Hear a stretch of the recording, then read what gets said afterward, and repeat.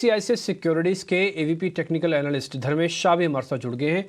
एक पॉइंट उनसे भी हम समझ लेते हैं कि वो मार्केट्स को समय कैसे रीड कर रहे हैं, फिर थोड़ा सेक्टोरल चर्चा भी उनसे करेंगे। धर्मेश भाई, बहुत बहुत शुक्रिया, थैंक यू वेरी मच समय देने के लिए। एक बार जरा आप बताएंगे, आपको इस समय मार्केट में आपकी रीडिंग क्या है?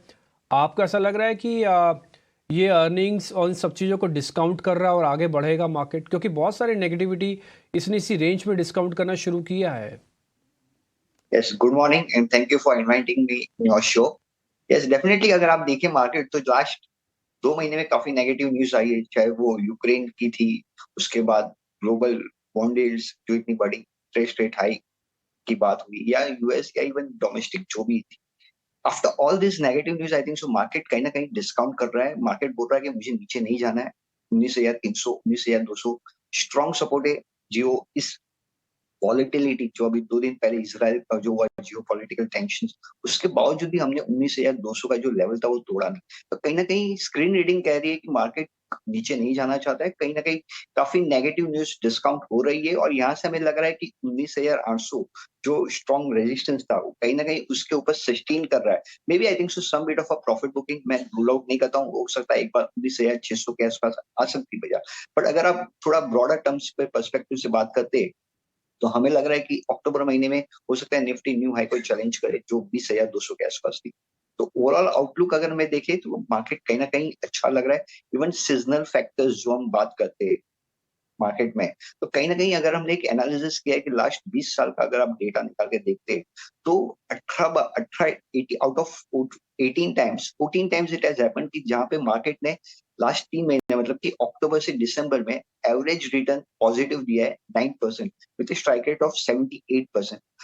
और यही कहीं यह हमारा जो प्राइस स्ट्रक्चर है, जैसे कि हम जो टेक्निकल में स्टडी करते हैं, वो भी उसके साथ कोइंसाइड करता है 21,000 के आसपास। तो हमें लग रहा है कि कहीं ना कहीं मार्केट सीजनल फैक्टर भी काम करेगा। टेक्निकल पर्सपेक्टिव से भी अगर आप देखते हैं तो वीकली का लास्ट वीक का हाई जो हैमर था उस पैटर्न को भी कहीं ना कहीं उसके ऊपर सस्टेन कर रहा है। तो seasonal factor supported by market breadth, strong market breadth. अगर आप मार्केट ब्रेथ देखते हैं तो कहीं ना कहीं एक इंडिकेटर होता है कि भाई आगे जाके कैसे लग रहा मार्केट। तो if you look at the market breadth, it clearly indicating that the market has been sustaining 50-day moving average and the average number of stocks of CNX 500, 50-60% of the stocks are still trading above 500-day moving average। तो कहीं ना कहीं ये एक strength दिखाती है भाई कि बाजार कहीं ना कहीं जो स्टॉक स्पेसिफिक है वो एक आगे जाके भी एक अच्छा करना चाहिए। Last but not the least was the mid caps. Mid caps Nifty 100 versus Nifty 500 का रेशियो चार्ट अगर आप देखें तो वहां भी लॉन्ग कंसोलिडेशन के बाद ब्रेकआउट आया है। और जब जब ये ब्रेकआउट आया है, इस साल में 2 बार ब्रेकआउट आया था। एक था 2009 में और दूसरा था 2014-15 में। जब जब ब्रेकआउट आया है तब तक वहां पे 35 से 40% की तेजी हमने मिड कैप्स में भी देखी। तो we believe I think so we are still long way to go. Maybe I think so corrections are the part and parcels and they are the part and parcels of the structural bull market. So we should not get worried for most of this negative news। और war एक ऐसी चीज है, एक opportunity दे रही है हमें कि कहीं ना कहीं कहते हैं कि crisis always comes with some opportunity. तो we believe I think so this is a good opportunity to buy on every dip towards 19,500 to 9,600। ठीक है। धर्मेश जी, आपसे ये जानना चाहेंगे कि हम देख रहे हैं कि अब जो शेयर चले नहीं थे, हालांकि हाल फिलहाल थोड़े नीचे जरूर आ गए थे, रिलायंस की अगर बात करें, एचडीएफसी बैंक की बात करें, थोड़ी सी स्थिरता के संकेत ये दे रहे हैं। आईसीसी बैंक में भी थोड़ी सी नरमी हम देख रहे हैं हाल फिलहाल। रिलायंस 2300 के आसपास है, वहां से रिकवर करने की कोशिश कर रहा है। एचडीएफसी बैंक 1500 के लेवल से रिकवर करने की कोशिश कर रहा है। आपको लगता है कि ये फिर से थोड़ी सी लीडरशिप दे सकते हैं, या फिर किसी और स्टॉक की तरह देखना चाहिए, रियल एस्टेट में या फिर इंफ्रा में, कैपिटल गुड्स में, वहां पर फोकस थोड़ा ज्यादा करना चाहिए? आपकी बात सही है। कहीं ना कहीं बैंकिंग इस करंट करेक्टिव फेज में भी अंडर परफॉर्म किया है और अभी जो अपमूव आ रहा है वहां पे भी वैसी स्ट्रेंथ नहीं दिख रही जैसी एक्सपेक्टेड है। But yes, I would like to highlight one point कि कहीं ना कहीं बैंक निफ्टी भी 100-day एक्सपोनेंशियल मूविंग एवरेज के आसपास ही ट्रेड कर रहा है। तो कहीं ना कहीं ये भी एक अच्छा संकेत है कि वो टूट नहीं रहा है 43,200 का सपोर्ट लेके। 43,800 हमें लग रहा है कि स्ट्रॉन्ग सपोर्ट। हमें लग रहा है कि maybe I think so PSU banks में हमने एक अच्छी रनअप देखी है।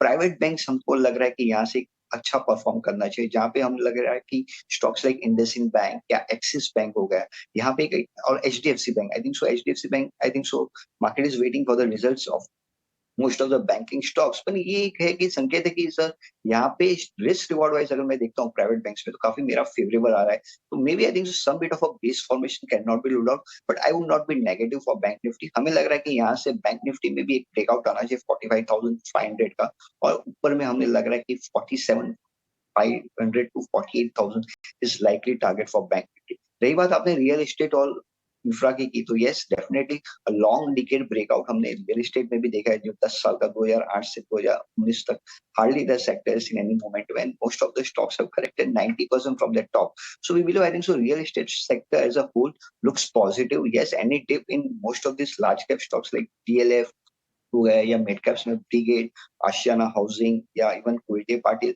आई think so these are the stocks I think so which should do good going forward also. तो रियल एस्टेट हो गया, ऑटो भी अगर आप देखिए तो करंट करेक्टिव फेज में hardly we have seen any downward momentum. Maruti 10,000 के ऊपर सस्टेन कर रहा है। टाटा मोटर्स एक वीकली के अगर आप चार्ट देखते हो तो 6 हफ्तों से एक ट्रेडिंग रेंज में घूम रहा है 600 से 620 के आसपास। तो हमें लग रहा है कि टाटा मोटर्स हो गया, मारुति हो गया, यहाँ से हमें एक 10 से 15% की अपसाइड इवन ऑटो में भी रहती है। तो overall I think so keeping all together PSUs, banking, auto, real estate, I think so we remain to be positive from the medium term perspective. ठीक है धर्मेश जी, आपके इतने ब्यूटीफुल और टाइमली इंसाइट्स के लिए बहुत शुक्रिया आपका, और उम्मीद करेंगे आपसे जल्दी फिर से मुलाकात होगी। बाजार में ऊपरी स्तरों से थोड़ी थोड़ी सुस्ती आ रही है। आप देखिए निफ्टी अब 23-24 अंक नीचे है। निफ्टी बैंक ने भी अपनी तेजी गंवाई है, हालांकि अभी थोड़ी थोड़ी तेजी वहां पर दिख रही है, 80 अंकों के आसपास की बढ़त है निफ्टी बैंक में। लेकिन अगर आप ब्रॉडर मार्केट को देखेंगे ना तो उतना थकान नहीं है। अभी भी हर एक गिरने वाले शेयर के मुकाबले 2 बढ़ने वाले शेयर बाजार में आपको खड़े हुए दिखेंगे।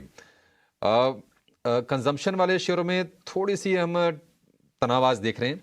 नेस्ले, सिप्ला, अपोलो हॉस्पिटल, उसी में आप जोड़ ही दीजिए उसको भी, थोड़ा वहां से नरमी है। टीसीएस अब 1.5% नीचे आ गया है, थोड़ी सी चिंता वहां बढ़ी है। टेक महिंद्रा का शेयर है 1% नीचे।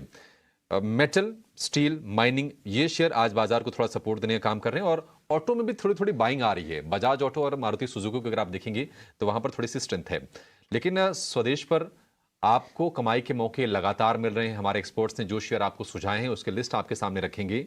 स्वान एनर्जी सुझाया गया था, बाजार खुलते ही वहां पर आप तेजी देखिए, कमाल की तेजी हो रही है। जीएमडीसी, यहां पर एक बढ़िया तेजी। कृष्णा डायग्नोस्टिक 6% ऊपर। चंबल फर्टिलाइजर भी हमने हाईलाइट करके आपके लिए दिया, 1.5-2% की तेजी। और ये तेजी आप तब देखिए, बाजार के लेवल को देखिए और इन शेयरों की तेजी देखिए, तब आपको समझ में आएगा कि नहीं कन्विक्शन क्या चीज होती है, टेक्निकल्स कैसे काम करते हैं, और एक्सपर्ट्स जो शेयर आपके लिए छांट कर लेके आते हैं उनकी अहमियत क्या होती है। चलते बाजार में कई बार ना सारे शेयर चल रहे होते हैं, लेकिन जब बाजार लैक लश्कर हो, मूड साफ नहीं दिख रहा हो कि किधर स्विंग होगा, वहां पर ये तेजी वाले शेयर खोजना, ये एक काबिलियत वाली बात होती है। कुछ और स्टॉक्स पर व्यू लेते हैं। आईटी में तो कमजोरी बढ़ रही है, लेकिन हम आज ये देख रहे हैं कि सिटी यूनियन बैंक, ये शेयर चला हुआ था, आज थोड़ी सी नरमी है, प्रॉफिट टेकिंग इसमें आ रही है।